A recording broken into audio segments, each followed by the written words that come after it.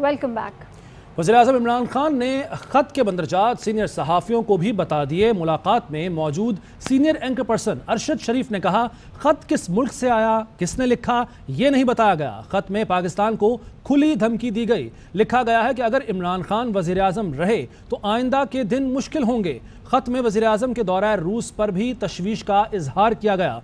अरशद शरीफ ने कहा, वज़ीर-ए-आज़म ने बताया कि ख़त अस्करी क़यादत से शेयर किया जा चुका है। 4 से 5 वज़ीर ख़त के मंदरजात सुनकर आबदीदा हो गए। वज़ीर-ए-आज़म ने कहा कि वो ख़त के मंदरजात अवाम के सामने भी रखेंगे। तो सीनियर एंकर पर्सन से सीनियर सहाफ़ियों से मुलाकात की वज़ीर-ए-आज़म ने और इस ख़त के बारे में आगाह किया। साहब बैठे थे मीडिया इंटरेक्शन में, असद उमर साहब ने उसके चंद मंदरजात मीडिया के साथ शेयर किए। खत दूर से उन्होंने दिखाया भी है कि ये वाला खत है और उसके जो मंदरजात हैं 7 मार्च को ये बाकायदा कन्वे किया गया और इसमें बताया गया कि अगर वोट ऑफ नो कॉन्फिडेंस कामयाब हो जाती है तो पाकिस्तान के लिए इंटरनेशनली मसाइल कम हो जाएंगे, लेकिन अगर वज़ीर आज़म Imran Khan vote of no confidence को सर्वाइव कर जाते हैं तो फिर पाकिस्तान की आर्म ट्विस्टिंग की जाएगी।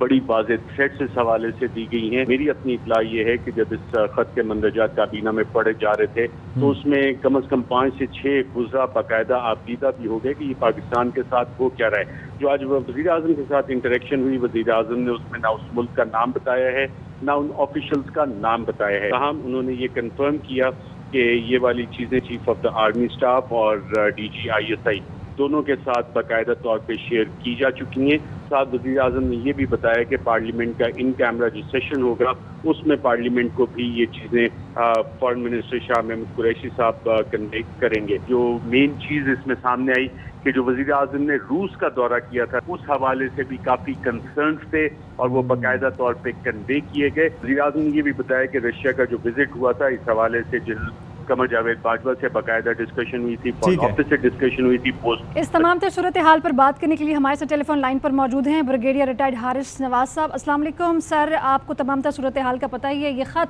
अस्करी क़यादत से शेयर किया जा चुका है, क्या कहेंगे आप इस पर? आलमी साजिश है, कितनी तशवीशनाक सूरत हाल है? एक तो क्योंकि आर्मी चीफ को भी अगर लेटर दे दिए और जिस अरशद शरीफ बता रहे हैं कि दिखाया भी गया है लेटर, और इन कैमरा में अगर देखें, अगर डाउट होता है इस लेटर में तो how could it be shown to the chief of staff, फिर उसके बाद अभी इन कैमरा जो है असेंबली में दिखाया जाएगा, उसके बाद ये आपके सीनियर जर्नलिस्ट को भी दिखाया गया है। इस पे डाउट तो कोई नहीं। आप चाहे पुरानी बात ले लें, लियाकत खान से लें, उसके बाद आपके सामने देखें, उसके बाद अयूब का क्या हाल हुआ, जनरल जुल्फ़िकार भुट्टो जब इस्लामिक कॉन्फ्रेंस हुई, फिर उसके बाद जनरल मुशर्रफ, तो ये इंटरफेरेंस रहती है। इस वक्त पहली दफ़ा पाकिस्तान ने as a sovereign Islamic nuclear state behave करना शुरू किया और अपने कुछ फैसले अपने मुल्क मफाद में किए और अपने हमें डिक्टेशन ने दिए। ये इन ममालिक को पसंद नहीं आया। खासकर रशिया का विजिट जो है मौके पर किया गया, कन्वे किया कि जी हमें नहीं पसंद है। Why somebody should interfere? क्या हम कभी मुफ्ती से मशवरा लेके जा आपको देते हैं कि आप ये करें या ना करें? इंडिया ने अब्सटेन किया उनके यूनाइटेड नेशन में इनके वोट ऑफ यूक्रेन के खिलाफ, तो उसमें भी उनको कुछ नहीं कहा गया बल्कि अप्रिशिएट किया गया पाकिस्तान के खिलाफ। तो आई थिंक ये टाइम है कि ये इस पर स्टैंड लेना चाहिए और इस पर ज़रूर, चाहे गवर्नमेंट रहती है नहीं रहती है, ये हमें ज़रूर इसकी इंक्वायरी करनी चाहिए। एक जॉइंट कमीशन बनाना चाहिए चीफ जस्टिस पाकिस्तान को, और उसमें आप पोर्शन ब्लेम करें, हु इज रिस्पॉन्सिबल, कौन कौन हमारे पॉलिटिशियन थे, चाहे वो किसी पार्टी के बिलोंग करते हैं, और अगर वो प्रूफ हो जाता है, जस्टिफाई होता है, तो एक एग्जाम्पलरी पनिशमेंट देनी चाहिए ताकि डिटरेंस हो। आइंदा कम अज़ कम कोई ऐसा मीर जाफर मीर सादक मुल्क से ना हो जो ये करे। आई थिंक इस पर हमें कोई कॉम्प्रोमाइज़ करने की जरूरत नहीं है।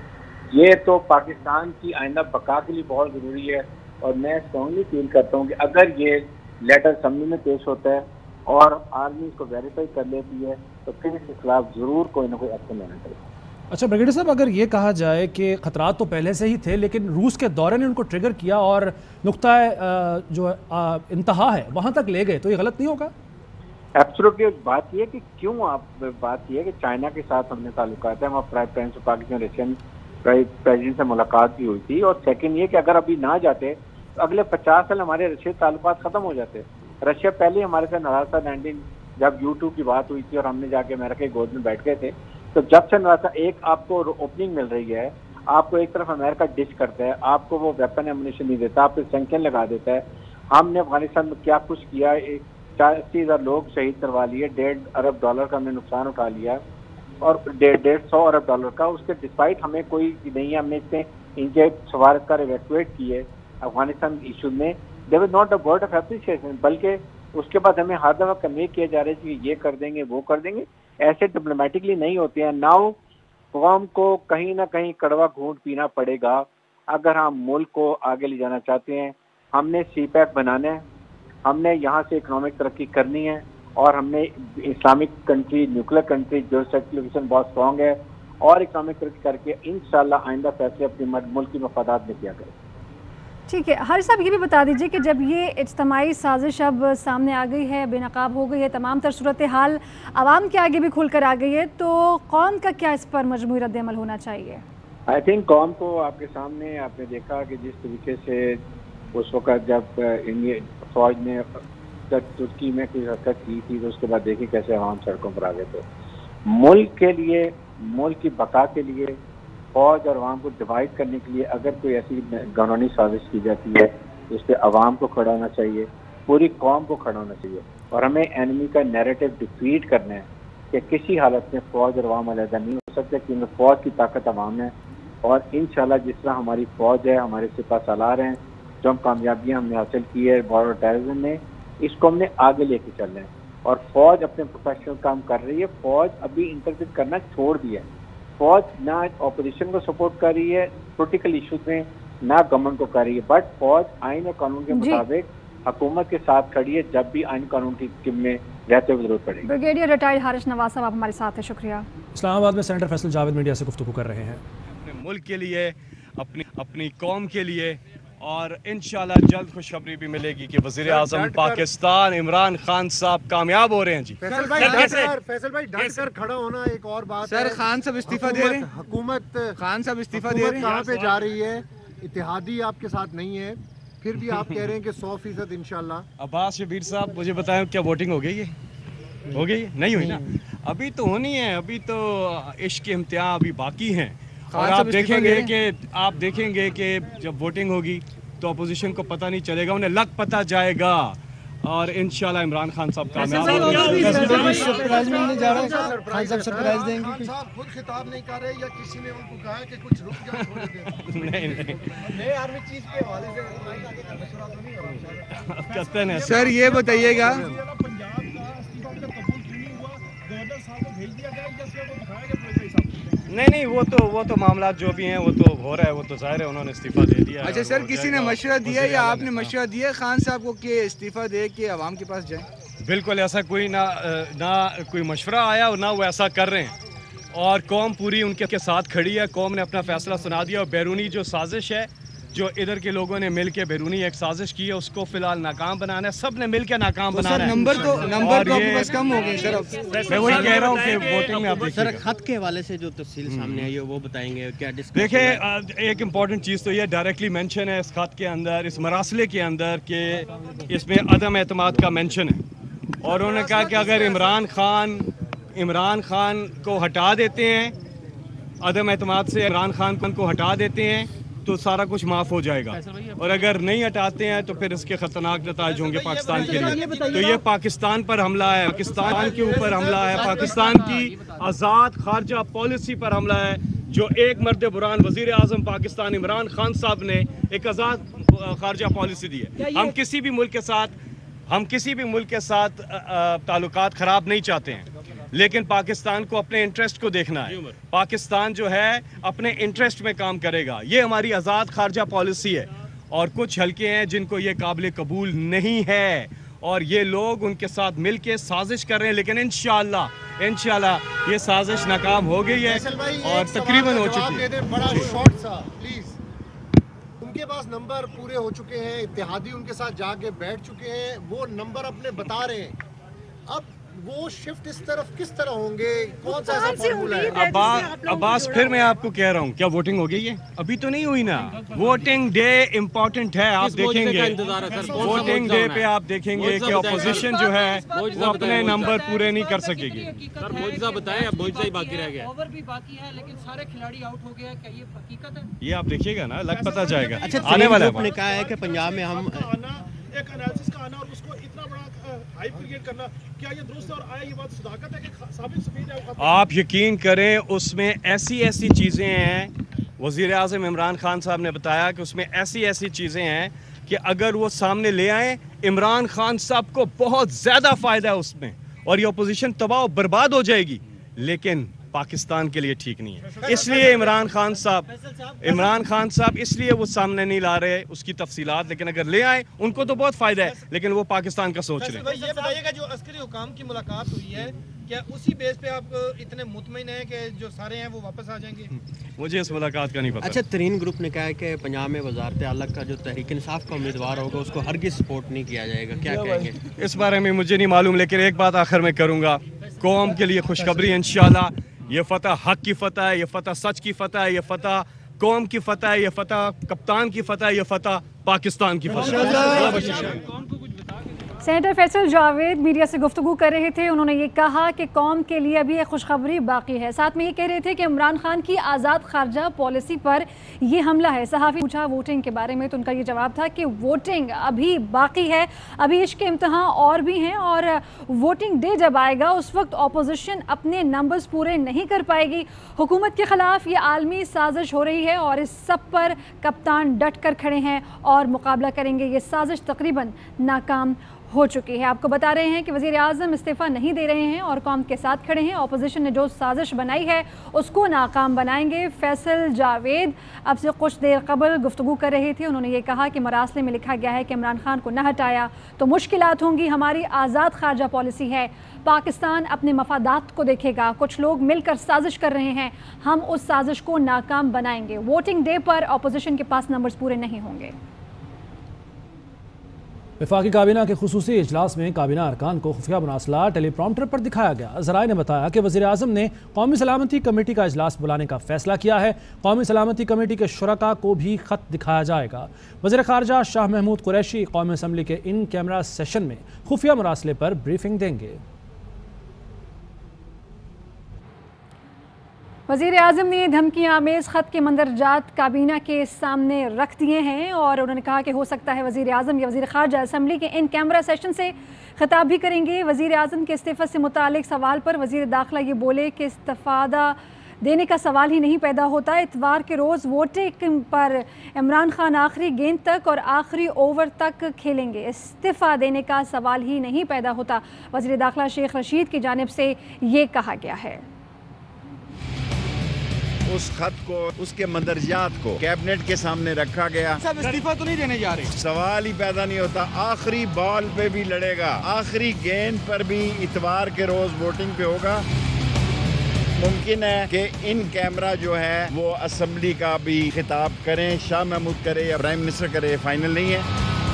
आखिरी बॉल आखिरी ओवर तक लड़ेगा और उन मुल्क दुश्मनों को, गैर मुल्की सरमाए पर सियासत करने वालों को और उन लोगों को जिन्होंने हमेशा इस मुल्क में इसकी इज्जत और इसके वकार को गैर मुल्की पैसों से नुकसान पहुंचाया। वज़ीर-ए-आज़म इमरान खान ने कहा है कि अपोजिशन जमातें ख़त को ड्रामा करार दे रही हैं कि मैं अपनी हुकूमत बचाने के लिए ये सब कर रहा हूँ, लेकिन मैं ड्रामा नहीं कर रहा। साजिश इससे कहीं बड़ी है जितना मैं बता रहा हूँ। शक किया जा रहा है कि शायद इमरान खान अपनी हुकूमत बचाने के लिए इस तरह कर रहा है। लोग समझते हैं ना जी कि कोई ड्रामा हो रहा है। जितनी मैं कह रहा हूँ उससे ज्यादा साजिश है और वो डॉक्यूमेंट के अंदर वाज़ेह है। ये है एक फॉरेन इंपोर्टेड क्राइसिस, बाहर से साजिश है पाकिस्तान के खिलाफ। तब से हुई जब से वो लोग जो बाहर से पाकिस्तान को एक टेलीफोन कॉल के ऊपर कंट्रोल करते थे, हमारे नेशनल इंटरेस्ट के खिलाफ। उनको आदत नहीं है कि पाकिस्तान में ऐसी लीडरशिप हो जो अपने मुल्क के इंटरेस्ट के लिए फैसले करे। हम अपने मुल्क के इंटरेस्ट को प्रोटेक्ट करना चाहते हैं, इसलिए हम वो पूरी तरह लोगों को बता नहीं सकते किन ममालिक के कौन से लोग थे बाहर जिन्होंने ये हमें धमकी दी है।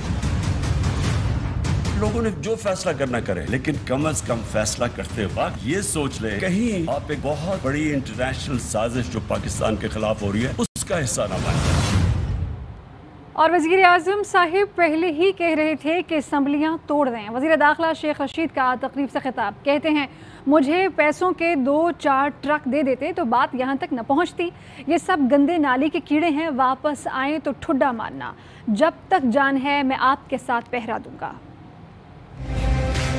छोटे छोटे बिकने वाले लोग, सियासी कीड़े मकोड़े, गंदी नालियों की ईंटियां जो पैसे लेके ज़मीर को बेचती हैं।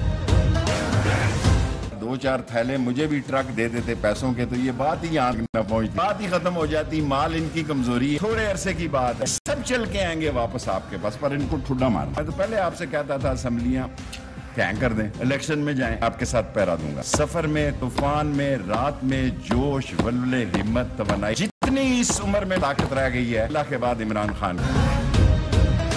इन्होंने सद्दाम का माल खाया, कजाफी का माल खाया, उसामा बिन लादेन का माल इन्होंने खाया, अमल कसाब का पता इंडिया को नवाज शरीफ ने दिया। वज़ीर-ए-आज़म इमरान खान का आज कौम से खिताब मौखर हो गया। सेनेटर फैसल जावेद ने ट्वीट में बताया कि अब वज़ीर-ए-आज़म के खिताब की ज़रूरत नहीं, हुकूमत कहीं नहीं जा रही, पहले से मजबूत होने जा रही है। वज़ीर-ए-आज़म इमरान खान 100% कामयाब होंगे।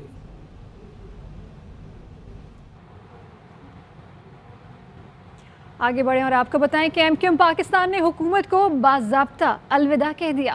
अपोजिशन के साथ चलने का ऐलान। मुत्तहिदा अपोजिशन ने वज़ीर आज़म इमरान खान से फौरी तौर पर इस्तीफ़ा देने का मुतालबा कर दिया है।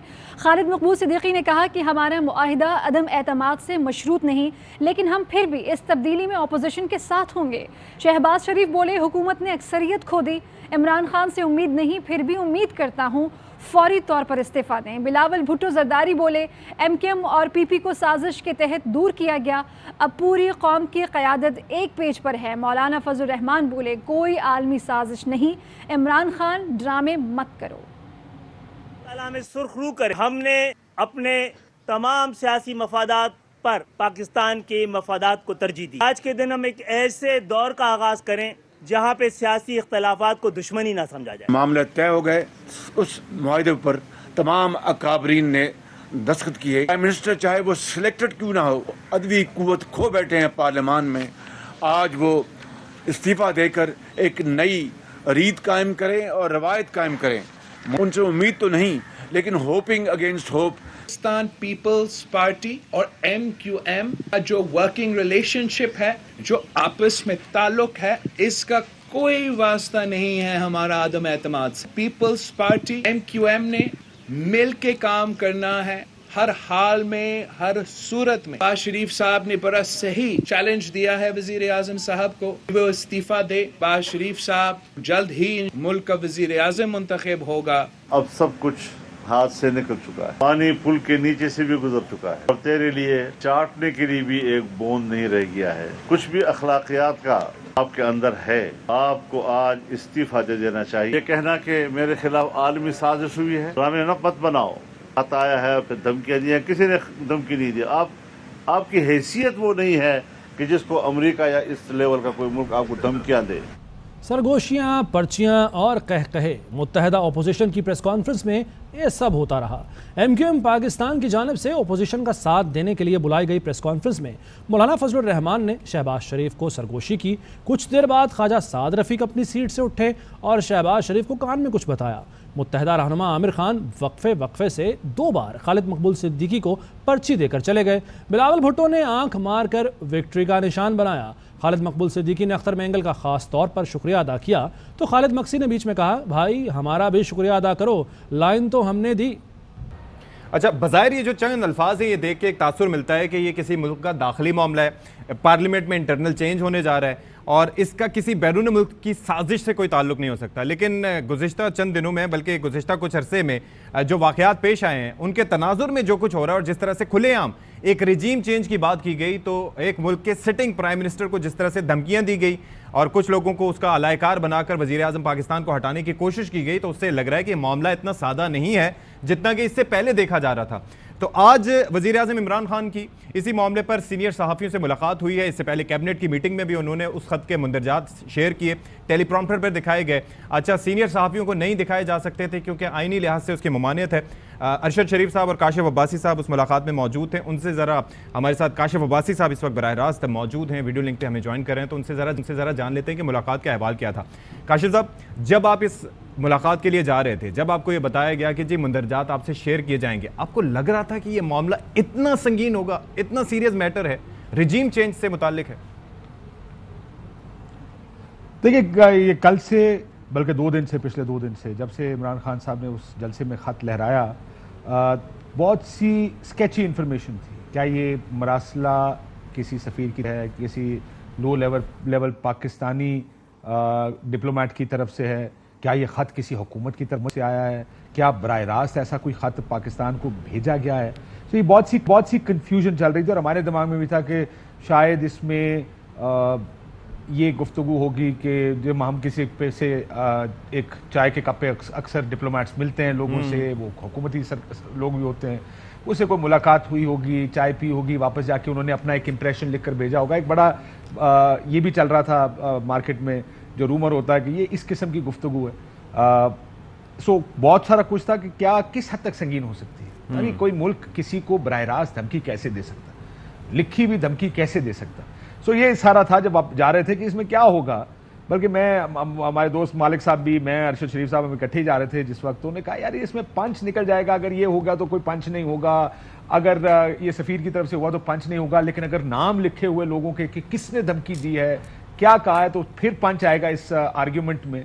सो ये इस तरह की गुफ्तगू मैं आपको बता रहा हूँ कि जाने से पहले हो रही थी कि पता नहीं जाने अंदर जाके हमें क्या मिलेगा। अच्छा, एक तो फिर ये सवाल भी था ना कि मेमो भी हो सकता है, वायर भी हो सकता है, मरासला भी हो सकता है, खत भी हो सकता है। पहले तो इस चीज़ पे भी क्लैरिटी नहीं थी, वो क्लैरिटी मिल गई चलें आपको वहां पर जाके? देखिए, खत है, लेकिन एक चीज़, दो चीज़ें हैं। एक खत वो होता है जो कोई फॉरेन गवर्नमेंट लिखती है आप, एक वो होता है जो आपके अपने डिप्लोमेट्स की तरफ से आता है। ये फॉरेन गवर्नमेंट की तरफ से बराह रास्त नहीं लिखा गया। जो बहुत से लोग कहते हैं कि अमूमन हमारी जो ये दुनिया है इसमें हुकूमतों को खत लिख के बराह रास्त धमकियां नहीं दी जाती। सो इस वजह से बड़े स्केप्टिकल थे कि क्या ये किसी गवर्नमेंट ने खत लिखा। सो वो चीज़ आज सेटल हो गई कि ये किसी गवर्नमेंट का खत नहीं है, डिप्लोमेट की तरफ से एक मीटिंग कोट एंड कोट भेजी गई है। अब जब मीटिंग होती है वो भी दो किस्म की होती है। एक मीटिंग वो होती है जिसमें आप इनफॉर्मली कुछ लोगों से मिलते हैं, वापस आके वायर की सूरत में अपनी हुकूमत को या अपने फॉरेन ऑफिस को उसका लार्जर सेंस भेज देते हैं। एक वो मीटिंग होती है। दूसरी मीटिंग होती है जो ऑफिशियली आपके एम्बेसडर को बुलाया जाता है, वहां पे मिनट्स लिए जाते हैं। उन मिनट्स के अंदर जैसे आप अक्सर देखते हैं प्राइम मिनिस्टर साहब जब मौजूद होंगे या कोई डिग्नेटरी आता है तो मिनट्स लिए जा रहे होते हैं। फिर आपको अक्सर सुनने में आता है कि सबको कमरे से निकाल दिया और 1-on-1 मीटिंग शुरू हो गई। अमूमन वो मिनट टेकर्स को ही निकाला जाता है क्योंकि हर चीज डॉक्यूमेंट, दुनिया में ये दस्तूर है कि या प्रैक्टिस है कि हर चीज को मिनट किया जाता है। सो ये मिनटेड मीटिंग है जिसमें हमारी साइड से लोग बैठे, वो जो कॉन्वर्सेशन हो रही है वो उसको लिख रहे थे। सो ये उस तरह नहीं है कि किसी कॉफी शॉप पे मुलाकात हुई हो, एक सेंस बताया हो कि मेरे ख्याल में बड़े गुस्से में है, बल्कि एक मीटिंग में अगर कहा गया, आपको ऑफिशियली आपको बुला के कहा गया तो उसके अंदर जरा थोड़ी सी उस लिखत पढ़त में उसकी सैंक्टिटी बढ़ जाती है या उसके अंदर वजन बढ़ जाता है जो बात की जा रही होती है।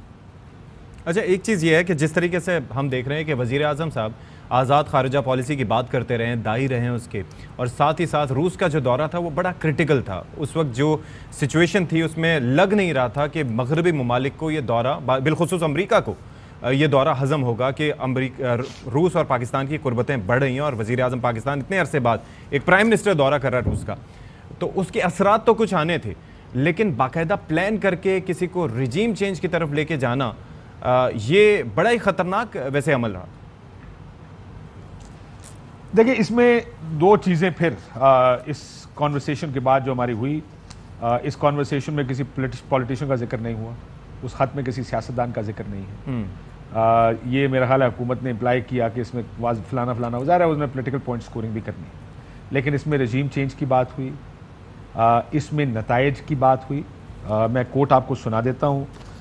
इसमें कहा गया कि हम खुश नहीं हैं पाकिस्तान की पॉलिसी से रूस पर, अदम एतमाद का वोट आ रहा है, अगर ये वोट कामयाब हो गया तो सब माफ कर दिया जाएगा। अच्छा, अगर ये नाकाम हो गया तो आने वाले दिन मजीद मुश्किल हो जाएंगे। उसमें टफ और कॉन्सिक्वेंसेस के अल्फाज तकरीबन इस्तेमाल हुए हैं। सो ये पैगाम जिसकी वजह से इनको लगता है कि ये सारा कुछ, या हुकूमत को लग रहा है कि यार ये सारा कुछ पीछे से ऑर्केस्ट्रेट हो रहा है। उनका ये भी कहना था कि ये 7 तारीख को हमें भेजा गया, जैसे आपने सुना होगा 8 तारीख को वोट ऑफ नो कॉन्फिडेंस आई है, लेकिन हुकूमत का ये असेसमेंट एनालिसिस करें, उनका ख्याल ये है कि 7 को ये फैसला नहीं हुआ। अच्छा, ये फैसला बहुत पहले हो गया। 8 को आनी थी अदम एतमाद, 7 को ये हमारे सफ़ीर को बुला के सारी बात गुफ्तगू हुई। और अगर मैं ये कहूँ कि शायद इनका ये ख्याल है हुकूमत का कि उनको पता था कि ये मीटिंग, इसके मिनट्स पाकिस्तान में हर क्वार्टर में कम्युनिकेट होंगे, तो पैगाम ये था कि अगर ये कामयाब हो गई तो ताल्लुकात बेहतर, अगर नाकाम हो गई तो ताल्लुकात खराब हो जाएंगे। Not we are labelling an allegation, लेकिन आपके इल्म में है कि जब ये ऑपोजिशन के तमाम रहनुमा वहां पर पहुंचे थे तो even quite of the media people were surprised कि वाकईतन इन्होंने आज तहरीक अदम एतमाद रिक्वेस्ट कर दिया है, असेंबली का इजलास बुला रही है। एंटिसिपेशन नहीं थी कि वाकईतन आज कर जाएंगे। देखिए मेरी बात सुन, मैं I will not link anything जो कि मैं जिसके बारे में मुझे पता नहीं है। आई विल नॉट बी, मैं इस काम में नहीं जाऊंगा कि देखें चूंकि ये खत आया था इस वजह से अगले दिन उन्होंने हर धब्बड़ धब्बड़ के अंदर काम कर दिया। आई एम श्योर ऑपोजिशन की अपनी टाइमलाइंस हैं, उनके अपने फैसले हैं। ये फैसला और ये ऑपोजिशन जो नो कॉन्फिडेंस है, इसकी बात काफ़ी दिनों से चल रही थी। सो एक दिन का उन्होंने इंतखाब करना था, ये इंसिडेंट समझें। इंसिडेंटली 7 को मीटिंग हुई, 8 को हो गया, अब मे बी ये भी ठीक हो सकता है। सो मैं तो नहीं कह सकता कि ये ठीक है या वो गलत है या इसका कोई लिंकेज है आपस में। हुकूमत बनाए वो ज़्यादा पॉलिटिशियंस हैं, वो बना सकते हैं, लेकिन अगैन मैं कहूँगा कि ये जो पैगाम भेजा गया वो मुख्तलिफ पूरे जिस जगह भी जाना था वो यही भेजा गया कि हुकूमत गई तो हम खुश हैं, ताल्लुकात बेहतर होंगे। हुकूमत ना गई ये हमें बताया गया जो हुकूमत की जानिब से। अगर चूंकि ऐसा ही है और सिटिंग प्राइम मिनिस्टर की जानिब से ये कहा जा रहा है कि भाई हुकूमत हटाने की इस तरह से कोशिश हुई और जाने अनजाने में अगर ऑपोजिशन या कोई भी लोग इसके आलायकार बने तो ये बड़ा संगीन मामला है। दूसरी चीज़ ये है कि जब भी कोई बैरूनी खतरा आता है तो नॉर्मली हमारा रिस्पॉन्स यही रहा है कि हम यकजुबान हो जाते हैं, हम एक होकर ऑपोजिशन हो या हुकूमत उस खतरे का सामना करते हैं। आप नहीं समझते कि अगर ऐसा ही है जैसे कि बयान किया जा रहा है तो फिर दिस इज़ हाई टाइम, इसमें हुकूमत का साथ देना चाहिए, मिलना चाहिए उनसे? देखिए this one is not that simple. अगर ये कोई धमकी हमें हिंदुस्तान की तरफ से आई, खुदा न खास्ता, तो आप देखेंगे कि पूरा पार्लियामान इकट्ठा हो जाएगा, पूरी कौम इकट्ठी हो जाएगी। ये एक सियासी नोयत का मामला है। यहाँ पर हमें अनफॉर्चुनेटली हमारी तारीख रही है कि बैरूनी कुव्वतें हमें मैनेज करती हैं सियासी तौर पे भी, अदरवाइज भी। सबको पता है कि कौन किसके साथ अलाइंड है, किसके साथ ताल्लुकात अच्छे हैं, किसके साथ ताल्लुकात किसके बुरे हैं। सो ये तो हमारी आप किताबें उठा के पढ़ लें, कॉन्डोलीज़ा राइस की किताब पढ़ें जो उन्होंने मुशर्रफ साहब की डील कराई थी बेनज़ीर भुट्टो साहबा के साथ। वापसी का मियाँ साहब को 10 सितंबर को पाकिस्तान से वापस भेज दिया था, लेकिन अगले ही महीने सऊदी अरब ने पाकिस्तान वापस भेज दिया मियाँ साहब को, क्योंकि ज़ाहिर है और ये कम्युनिकेट किया गया क्योंकि अगर बेनज़ीर भुट्टो आ गए तो मियाँ साहब भी वापस आएंगे। यानी मुल्क अपने अपने उनकी एक पॉलिटिकल लीनिंग होती है मुख्तलिफ सियासी जमातों की तरफ। And I don't blame them. देखें आप अगर मुल्कों से निकाल के सियासतदानों को बाहर फेंकेंगे, कोई सऊदी अरब रहेगा, कोई बरतानिया रहेगा, तो मेरा ख्याल है वो फ्यूचर की कुछ अपनी जुगाड़ें लगाते होंगे जो भी जिस मुल्क में भी रहता होगा। ये हमारी तारीख रही है कि सियासतदान इस तरह करते हैं या मुल्कों के साथ डीलिंग्स पॉलिटिकल लेवल पर, पार्टी लेवल पर होती हैं। अब जब आप ये कह रहे हैं कि इसको पूरी कौम इकट्ठी हो जाए, ये एक सियासी नोयत का मामला है। देखिए सबकी ख्वाहिश थी ऑपोजिशन की कि इमरान खान साहब को निकाल दिया जाए। अगर उनको एक बड़ा पावरफुल एलाई, अब ये मैं अपना तजिया बता रहा हूँ आपको, मेरी खबर है कि अगर उनको लगे कि उनको एक बड़ा ताकतवर एलाई मिल जाएगा जिसके साथ मिल के वो हुकूमत गिरा सकते हैं, या बेनज़ीर भुट्टो साहबा को लगे कि वो अगर अमेरिका की ब्रोकर करदा डील के अंदर उसमें आएंगी तो उनको ना सिर्फ गवर्नमेंट मिलेगी बल्कि मुशर्रफ साहब को बाहर निकाल सकेंगी और वो पाकिस्तान वापस आ सकती हैं।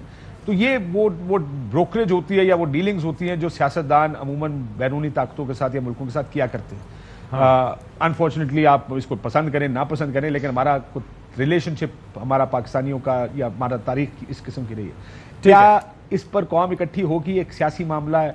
मेरा ख्याल है आप कल देखिए, मेरे लिए सबसे बड़ी, मैंने ये प्राइम मिनिस्टर साहब को कहा सबसे आखिर में, ऐसे मेरे लिए सबसे बड़ी खबर खत से ज़्यादा ये है कि कल इन कैमरा इजलास में, कौमी असम्बली के इजलास में, ये खत पार्लियामेंट के लोगों के साथ शेयर किया जाएगा कि वो लोग हैं जो या सियासत करेंगे या वो आपकी बात मानेंगे, लेकिन ये वो फोरम था, कोई ऐसा फोरम होना चाहिए था जहाँ ये खत शेयर किया जाए, लोगों को पता हो कि क्या हो रहा है।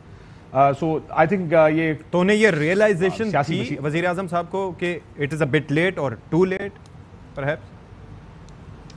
आई डोंट नो जी, ये सवाल तो नहीं पूछा गया कि लेट है या बहुत लेट है। अभी दफ्तर बैठे थे तो यही बहस हो रही थी कि इज दिस टू लेट, ये पहले कर लेना चाहिए था। बल्कि जाते भी ख्याल था कि यार अगर इसको 2 महीने 3 महीने पहले से इसको पंप अप करना शुरू कर देते या महीना 10-15 दिन तो शायद एक नैरेटिव बिल्डिंग में आसानी हो जाती है हुकूमत को। लेकिन is it too late, is it too early? I think देखें, अगर जी का जाना ठहर गया तो फिर जी का जाना तो ठहर गया।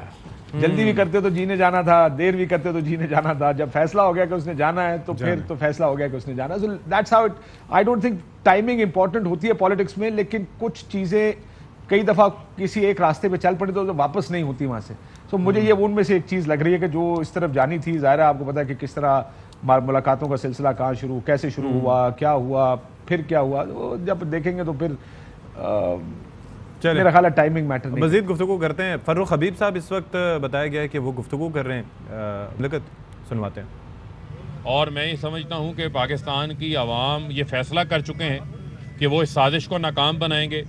वो अपने वज़ीर आज़म इमरान खान के साथ खड़े हैं और हम कॉन्फिडेंट हैं कि हम इस साजिश को भी नाकाम बनाएंगे। इस साजिश की जो कठपुतलियाँ हैं, चाहे वो फजलुर रहमान हो, शहबाज शरीफ हो, आसिफ अली जरदारी हो, आगे उनके बच्चे हों, हमें कोई आड़ नहीं है उनकी कठपुतलियों के नाम लेने के हवाले से कि आज पूरी कौम उनको जान चुकी है और पूरी कौम वज़ीर आज़म इमरान खान के साथ खड़ी है। बहुत सारे लोग ये सवाल पूछते हैं कि आपका फ़लाँ इत्तेहादी चला गया, फ़लाँ इत्तेहादी चला गया।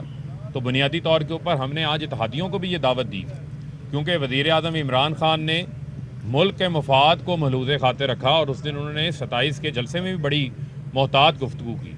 आज भी हम उस मुल्क का नाम नहीं ले रहे क्योंकि हमारी खारजा पॉलिसी का हिस्सा है, हम सबसे दोस्ती चाहते हैं, हम किसी के ख़िलाफ़ नहीं हैं, लेकिन हम पाकिस्तान की मफाद के लिए पाकिस्तान की आज़ाद खारजा पॉलिसी के ऊपर किसी की ग़ुलामी करने को भी तैयार नहीं है। और मैं समझता हूँ इस हवाले से वज़ीर आज़म इमरान खान क्लियर हैं।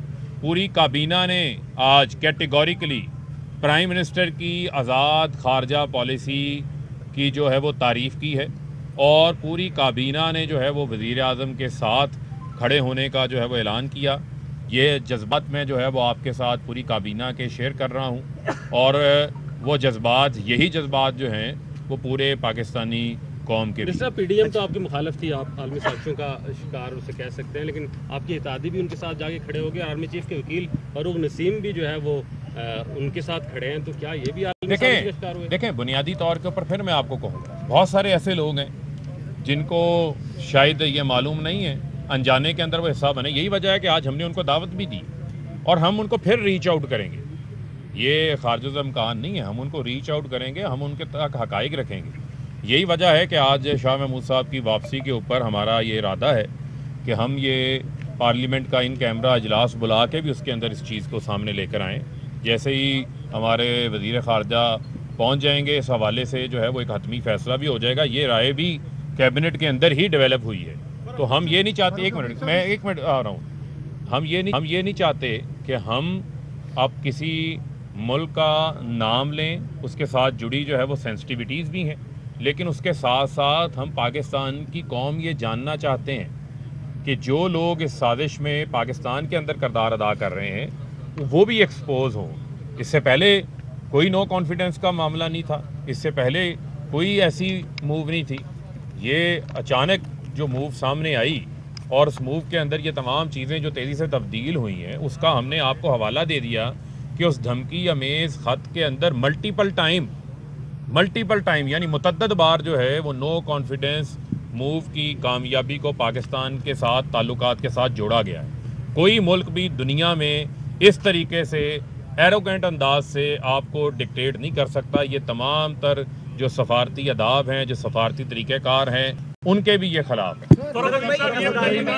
लियाकत हुसैन ने बसपारी की तरफ से दिए गए अफसाने में शिरकत की, तो एक और आपके जो रुकन है वो बागी हो रहे हैं। नहीं देखें, उस पे नहीं मैं समझता कोई फर्क पड़ता है। फरूख साहब ये बताइएगा कि आपने कहा कि कौमी सलामती का मामला है, चीफ जस्टिस को वज़ीर आज़म पेशकश कर चुके हैं, तो कौमी सलामती के इदारों को क्या कौमी सलामती के मामले पर हुकूमत के साथ नहीं खड़ा होना चाहिए? देखें बुनियादी तौर के ऊपर मैं समझता हूँ जब इस किस्म का कोई भी मामला होता है, पाकिस्तान के तमाम आईनी इदारों की ये जिम्मेदारी बनती है। और ये कोई इमरान खान के लिए धमकी नहीं है। इमरान खान पाकिस्तान के वज़ीर आज़म है।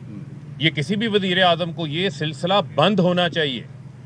ये सिलसिला मैं पूरी कौम को कह रहा हूँ, ये अब बंद होना चाहिए जहाँ पर पहले एक फ़ोन कॉल आती थी, ढेर हो जाते थे, मुतालबात मान लिए जाते थे। आपने ये देखा, तो मैं ये समझता हूँ कि अब ये सिलसिला बंद होना चाहिए और अब वज़ीर आज़म इमरान खान पाकिस्तान के बतौर वज़ीर आज़म है, इसी वजह से आपको ये एक चेंज भी नज़र आ रहा है। सर ये बता दें, पाकिस्तानी साबिक़ सफारतकार के मरासले को आप कैसे किसी मुल्क की धमकी और साजिश करार दे सकते हैं? देखिए, मैं उस सनाउल्लाह साहब, मैं उस तफसील के अंदर नहीं जाना चाहता।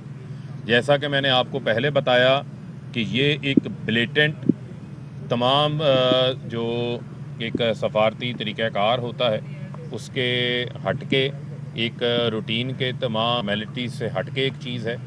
उसका हमारा फ़र्ज़ है कि हम अपनी कौम के साथ डिसऑनेस्टी ना करें।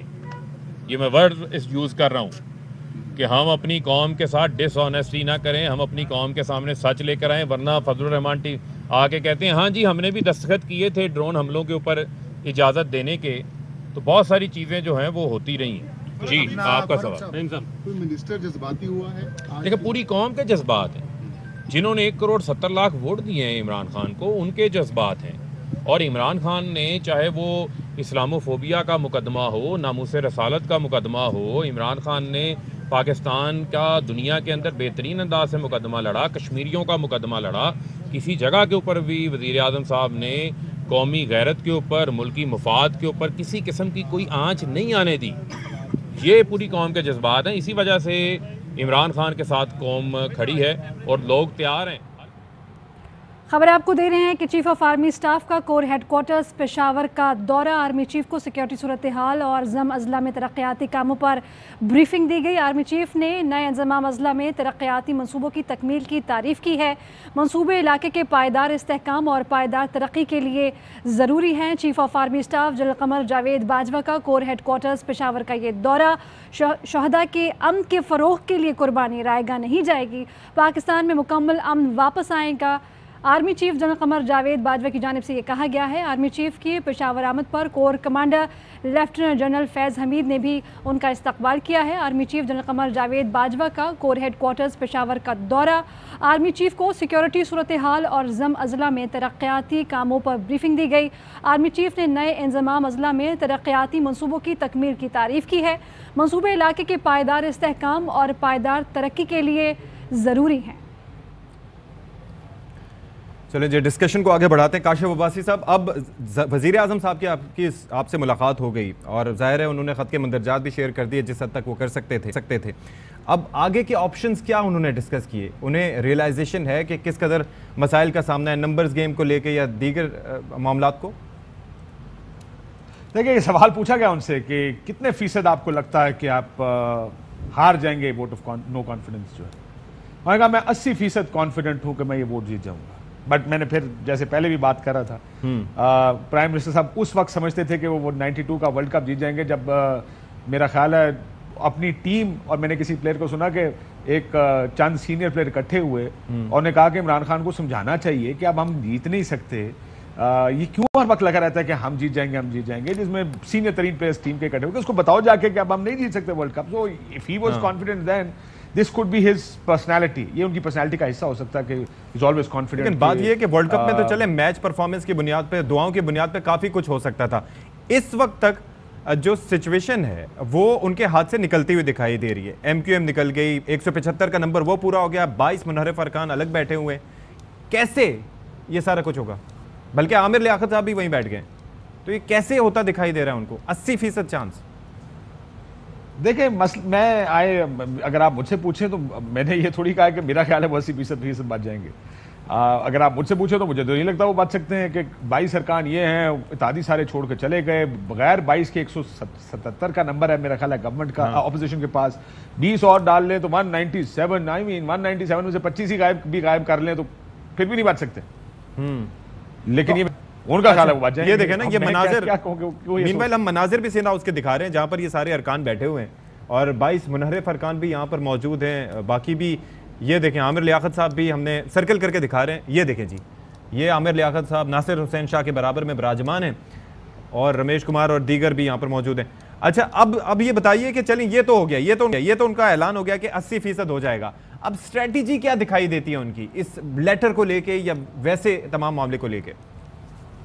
देखिए, मैंने स्ट्रैटेजी उन्होंने बताई नहीं, लेकिन एक मेरा ख्याल है कि बड़ी अच्छी स्ट्रैटेजी जो अभी गवर्नमेंट अडॉप्ट करने जा रही है, इसको इन कैमरा सेशन में कल नेशनल असेंबली में पेश करेगी। अच्छा, वो इस वजह से क्योंकि देखें, जो आपके फोरम्स हैं जो मैटर करते हैं, पार्लियामेंट सबसे बड़ा फोरम है, बढ़ जाएं चले जाएं इमटीरियल बात है, लेकिन ये रिकॉर्ड पे आ जानी चाहिए चीज़ें कि अब रिकॉर्ड पे तो कैसे आएंगी, इन कैमरा सेशन है, लेकिन ये बेस्ट फोरम है जहाँ लोग अवामी नुमाइंदे बैठे हैं, सबसे पहले उनको कॉन्फिडेंस में लेना चाहिए। ये एक अच्छी स्ट्रैटेजी मेरे ख्याल में, उनको कॉन्फिडेंस में लें। बचने की मेरा ख्याल है hope is his biggest strategy. I think is hoping he will survive this. Hope is never a strategy, but मुझे लगता है कि उनकी उम्मीद ही सबसे बड़ी उनकी स्ट्रैटेजी है इस वक्त। लेकिन अगर आप मुझसे ये पूछ रहे हैं कि देखिए इस केबल में या इस ये जो कम्युनिके है इसमें या कम्युनिकेशन जो है, मेरा अपना जाती ख्याल ये है कि ये जिक्र तो मौजूद है और बड़े कैटेगोरिक मौजूद है कि इमरान खान की हुकूमत नाकाबिले कबूल है। ठीक है, मैं ये जिक्र नहीं है, लेकिन ये इससे आप निकाल सकते हैं तज्जिया के, या इसका पैगाम ये है कि ये हुकूमत नाकाबिले कबूल है, इसको बदलें, किसी और को लेकर आए।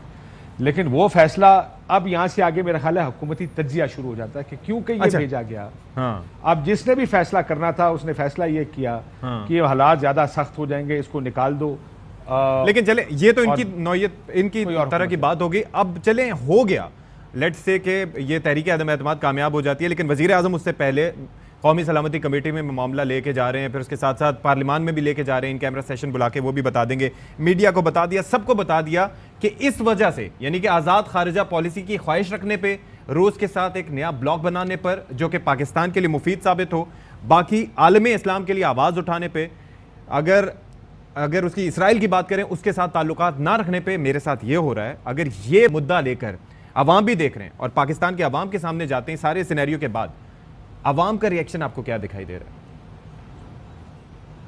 है? अवाम का रिएक्शन, मैं I honestly tell you 22 crore का रिएक्शन मैं यहाँ बैठ के बिल्कुल मैं उन आई कांट से कि तज्जिया आपका क्या कहता है इस पे? आई डोंट नो, पॉलिटिकल माइलेज उनको आज मिलेगी? पीएम हाउस में मीटिंग से पहले हमें बुला लिया गया था, जल्दी मीटिंग डिले होती गई बिकॉज अनस्केड्यूल्ड मीटिंग्स आ गई बीच में, तो हमें बहुत से पॉलिटिशियंस के साथ बात करने का, लेकिन वो सारे तहरीक इंसाफ के, सो ये व्यू तहरीक इंसाफ का, ये मेरा व्यू नहीं है, लेकिन ये बहुत जर्नलिस्ट चूंकि बैठे हुए थे, बहुत लोग इंटरेस्टेड थे। एक चीज जो बार बार आ रही थी कि तहरीक इंसाफ का वोट बैंक जो बिल्कुल फारिग हो गया था, हुकूमत खुद मानती थी, पीएम साहब ने पिछली ब्रीफिंग में कहा कि अगर ये 2 महीने पहले हो जाता या अगर ये सारा कुछ ना होता तो हम बिल्कुल ही लो स्टेप पे थे। वो तहरीक इंसाफ का वोटर खड़ा हो गया, या आपको अब तहरीक इंसाफ का वोटर की आवाज़ सुनाई देती है, उसके सपोर्टर की आवाज़ सुनाई देती है। सो जो उनका वोटर सपोर्टर है वो तो इसको देखेगा और मानेगा। देखना यह है कि आपकी ऑपोजिशन जमातें या जो कल पार्लियामेंट में ये ब्रीफिंग दी जाएगी वो इधर से क्या लेकर निकलती हैं। अगर बाहर आके कहें हाँ ये तो सारा ड्रामा है और वगैरह वगैरह, तो फिर तो जाहिर है उनका वोटर उनकी बात मानेगा, इनका वोटर इनकी बात मानेगा।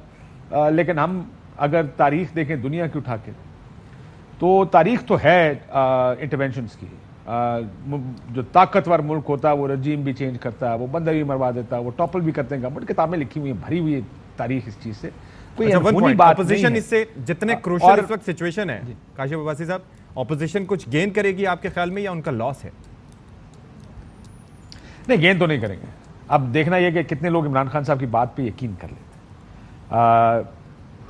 मेरा ख्याल है ये जो पार्लियामेंट में ले जाने का फैसला, जर्नलिस्टों को दिखाने का फैसला, ये बुनियादी तौर पे इसलिए किया गया ताकि जो गुफ्तगू हवा में थी कि हुकूमत का वर्ड आप या मानेंगे या नहीं मानेंगे, वो लोगों को किसी बेहतर अंदाज में कोई और बताए कि हाँ मैंने ये सुना, ये देखा। मेरा ख्याल है ये ज्यादा इससे था कि कोई क्रेडिबिलिटी आ जाए उस आर्ग्यूमेंट के। ठीक, इस वजह से जिन्होंने मानना है वो मानेगा, जो नहीं मानता वो तो नहीं मानेगा। चलें, ठीक है, बहुत शुक्रिया काशिफ अब्बासी साहब, आप हमारे साथ मौजूद है। गुफ्तगू हुई। वज़ीर आज़म साहब ने अपना मुद्दा रख दिया जी, सहाफ़ियों के सामने भी, पार्लियामान के सामने भी रखेंगे, आवाम के सामने भी रख चुके हैं। अब फैसला आवाम और पार्लियामान ने करना है। अहम तरीन खबरें अब एक क्लिक की दूरी पर, आपके पसंदीदा टॉक शोज हों या अहम मुल्की या गैर मुल्की शख्सियात की न्यूज कॉन्फ्रेंसेस, हर लम्हा बाखबर रहने के लिए सब्सक्राइब करें हमारा YouTube चैनल। मौसम की सूरत हाल हो या खेल के मैदान से खबरें, अपने मोबाइल फोन से मुल्की और बैनुल अक़वामी अहम खबरों तक रसाई के लिए डाउनलोड कीजिए मोबाइल ऐप बावसूख जराए से मुसद्दिका खबरों, तज्जियों और तबसरों से मुस्तफीद होने के लिए विजिट कीजिए पाकिस्तान की सबसे बड़ी न्यूज वेबसाइट www.arYnews.tv। इन सब के अलावा पाकिस्तान का सबसे बड़ा फेसबुक पेज हो, सबसे बड़ा न्यूज इंस्टाग्राम अकाउंट या फिर ट्विटर, ARY न्यूज पहुंचा रहा है खबरें सबसे पहले आप तक, ताकि आप रहें हर लम्हा बाखबर।